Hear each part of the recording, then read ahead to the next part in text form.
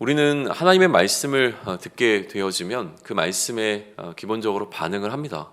이 말씀이 우리 마음 가운데 다가올 때 이 말씀을 가지고 어떻게 살면 되지? 나는 또 내 마음에 감동을 주신 그 말씀을 가지고 나의 삶을 이렇게 살아내야 되겠다라고 하는 결단의 시간들을 갖는 것이 우리에게 어색한 일은 아닙니다. 그런데 이 말씀대로 내가 무언가 나의 삶에 대해서 결단을 내리고 이렇게 살아야지 라고 생각함에도 불구하고 그 말씀에 들은 말씀과 이 말씀에 대한 나의 결단대로 살아내기가 어려운 이유에 대해서 오늘 역대하 15장은 우리에게 몇 가지 사실들을 좀 알려주고 있어요. 우리가 말씀대로 행하는 것을 행하지 못하도록 하는 것은 굉장한 어마어마한 영적 능력을 갖고 있는 그러한 존재가 우리를 가로막아서기 때문이라고 이야기하기보다 어떤 의미에서 보게 되면 내가 가장 평범하게 일상을 보내는 영역에서 일어나는 어떠한 일들로 인하여서 우리는 우리가 말씀에 대한 이 반응으로 결단한 내용들을 잘 지키지 못하는 경우들이 훨씬 더 많음에 대해서 한번 생각해 보게 됩니다. 아사의 경우에는 유다 왕 아사의 경우에는 그의 어머니였습니다. 온 백성과 함께 언약식을 체결하면서까지 하나님을 향하여 그의 전심을 다할 것을 맹세했지만 이 마음을 다하고 목숨을 다하여 하나님 여호와를 찾겠다라고 하는 전 국가적인 이 결단함이라고 하는 것은 그의 어머니가 아세라 목상을 만들면서 문제가 발생하기 시작합니다. 이 문제 앞에서 아사는 즉각적으로 반응을 하죠. 이 어머니를 태후의 자리에서 폐위시키고, 왜냐하면 그만큼 영향력이 있는 자리였기 때문에 그랬겠죠. 그리고 그렇게 만들어진 우상을 빻아서 불살라버리게 되어집니다. 이처럼 그의 결단을 지키기 위해서 아사는 나름대로 그의 일상 가운데서 일어난 그의 삶의 자리 가운데서 일어난 이 사건을 해결하기 위한 몸부림을 치죠. 그런데 이러한 아사에 관해서 역대기 기자는 흥미로운 기록 하나를 남겨놓고 있어요. 그게 뭐냐면 17절이라고 하는 거예요. 17절 보시면 산당은 이스라엘 중에서 제하지 아니하였으나 아사의 마음이 일평생 온전하였더라. 아사는 그의 어머니가 하나님을 찾지 않고 다른 우상을 찾을 때에 거기에 대해서 그가 맹세했던 것을 철저하게 지켰지만 산당을 제거하지 않은 어떤 일정 부분에 온전해 보이지 않는 영역이 있었다라고 하는 사실을 지금 역대기 기자는 기록으로 남겨놓고 있습니다. 굳이 기록하지 않아도 되는 부분이었는데 산당은 제거하지 아니하였다. 그런데 산당을 제거하지 않았기 때문에 그의 이러한 하나님을 향한 마음은 불완전했다라고 표현하면 좋겠는데 또 그렇지도 않아요.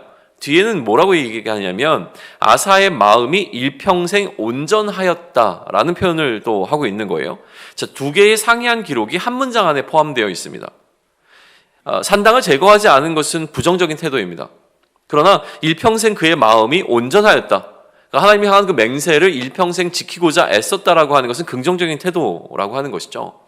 그러면 이처럼 그가 기본적으로는 하나님에 대한 마음을 흐트러뜨리지 않은 채 하지만 어느 영역에 있어서 산당을 완전히 제거해버리지 못했던 이 부분은 우리는 미숙함이라고 볼 수 있을 것 같아요. 그렇다면 하나님의 뜻을 따르고 그 뜻대로 행하려고 결단하는 우리에게는 두 가지 큰 어려움이 있는데 하나는 외적으로 우리에게 찾아오는 어려움이고 또 하나는 우리의 내적으로 우리가 경험하게 되어지는 도전이라고 하는 거예요.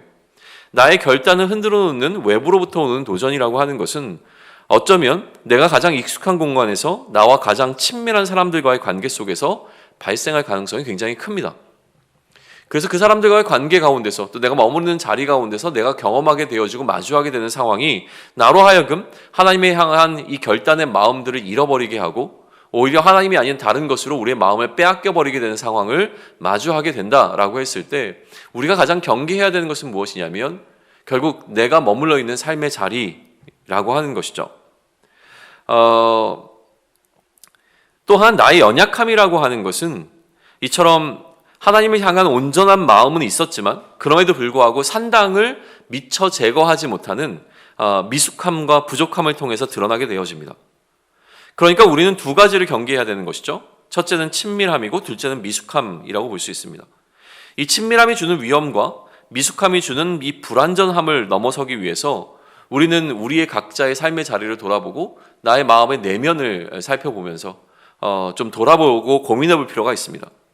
하나님을 향한 우리의 마음이 일평생 온전하다고 할지라도 내가 하나님을 향한 마음이 한 번도 흔들리지 없고 나는 하나님을 사랑하고 하나님의 사람으로 살아가고자 하는 그 결단함이 내 안에 여전히 살아있다라고 하더라도 우리는 우리의 가장 가까운 곳으로부터 내가 가장 머무르고 있는 친숙한 공간으로부터 그 마음을 흔들리게 되는 외적인 도전을 받을 수가 있고 내 안에 여전히 존재하고 있는 나의 미숙함과 연약함으로 인하여서 나는 정말 애썼지만 그럼에도 불구하고 부족함이 드러나게 되는 영역들이 있다라고 하는 거예요.